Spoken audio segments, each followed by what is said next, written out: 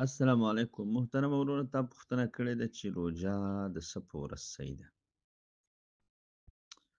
نو روژه خو چې هر ورځ نیسي نو روژې ثواب دی، خو فرضي روژه چې ده که نه نو چې سعودي اعلان نه یې کړی یا پاکستان اعلان نه یې کړی یا افغانستان اعلان نه یې کړی نو فرضي نیت نشي کولی.